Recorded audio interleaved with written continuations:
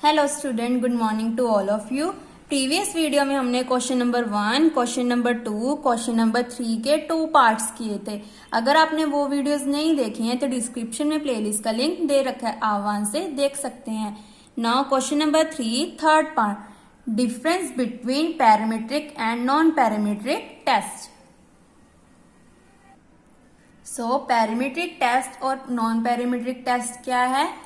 First is a strong assumption of normally is required for parent population from which sample is chosen।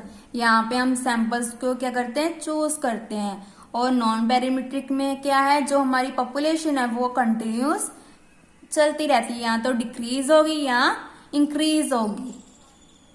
No assumption about the population, यहाँ पे non parametric में कोई assumptions नहीं है about the population, क्योंकि इसमें क्या है, या तो हमारी जो पॉपुलेशन है वो तो यहाँ इंक्रीज हो रही है या डिक्रीज हो रही है या डिस्कार्ड का मतलब है वो सेम है। बट इसमें क्या है, या तो पॉपुलेशन, यहाँ पे हम पॉपुलेशन को चेक करते हैं कि वो इंक्रीज है या डिक्रीज है, वो हम चूज करते हैं। Second is statistical hypothesis are consistent. जो हमारी स्टैटिकल हाइपोथेसिस है वो क्या है? कंसिस्टेंट है विद स्पेसिफाई पैरामीटर्स। यहाँ पे हम जो हमारी जो पॉपुलेशन है वो पैरामीटर्स क्या है? कंसिस्टेंट है। स्पेसिफाई पैरामीटर्स कौन से हैं? म्यू का यहाँ पे मतलब क्या है? मीन। बट नॉन पैरामीट्रिक में म्यू का मतलब क्या है? मीडियन। नॉन पैरामीट्रिक टेस्ट में क्या है? Statistical hypothesis do not depend on population. जो स्टैटिकल हाइपोथेसिस है वो पॉपुलेशन पे डिपेंड नहीं है, इसलिए इसका नेम क्या है? Non parametric method. Third is parametric method follows a particular procedure of sampling theory and involve some computation। This question is most important for 8 marks, क्योंकि प्रीवियस पेपर में 2021 में मुझे साइन टेस्ट और विलोक्सन साइन टेस्ट का difference आया था। But इस बार 2022 में पैरामीट्रिक और नॉन पैरामीट्रिक टेस्ट आ सकता है, इसलिए आपने इस क्वेश्चन को अच्छे से कर लेना है फॉर 8 मार्क्स के लिए। इसलिए ये क्वेश्चन मोस्ट इंपॉर्टेंट है फॉर 16 या 8 मार्क्स के लिए, जो आपको 2022 में आ सकता है। और जो ये क्वेश्चन है वो 2021 में आया था, क्वेश्चन नंबर 3। इसलिए आपने क्वेश्चन नंबर 4 को अच्छी से कर लेना है, क्योंकि इस चैप्टर में थ्योरी इंपॉर्टेंट है, क्योंकि जो न्यूमेरिकल क्वेश्चंस है वो कम आते हैं। नाउ नॉन पैरामीट्रिक टेस्ट में क्या है? Non parametric test are easy to understand. जो पैरामीट्रिक टेस्ट है, नॉन पैरामीट्रिक टेस्ट है, वो क्या है? इजी है अंडरस्टैंड के लिए, इजी टू अप्लाई, इसको अप्लाई करना इजी है। Do not required complete and sampling theory, और इसमें जो सैम्पलिंग थ्योरी है उसकी रिक्वायरमेंट नहीं है, इसलिए जो नॉन पैरामीट्रिक टेस्ट है वो इजी टेस्ट है। क्योंकि जो हमने पीछे प्रीवियस चैप्टर किए थे वहां पे हम पैरामीट्रिक यूज कर रहे थे, वो चैप्टर थोड़े क्वेश्चंस, उसके जो न्यूमेरिकल क्वेश्चंस है वो थोड़े से टफ हैं।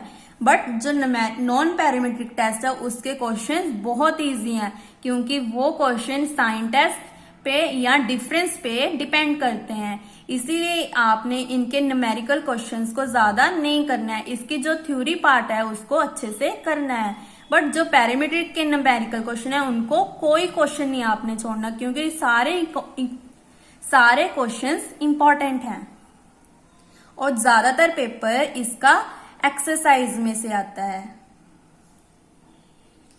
Fourth is parametric technique can not be applied when the data is measured.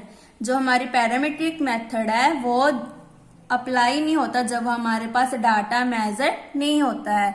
जब हमारे पास डाटा ही नहीं है तो हम पैरामीट्रिक टेस्ट कैसे लगाएंगे?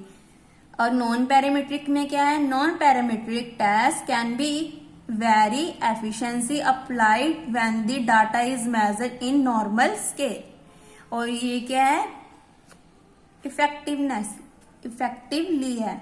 Applied when the normal data क्या है हमारा, sorry data is measured in normal scale, but यहाँ पे क्या है, can not be applied, parametric test apply नहीं होता when the data is measured in normal, nominal या नॉर्मल, यहाँ पे नॉर्मल आएगा, नॉर्मल स्केल, सॉरी यहाँ पे नॉमिनल आएगा,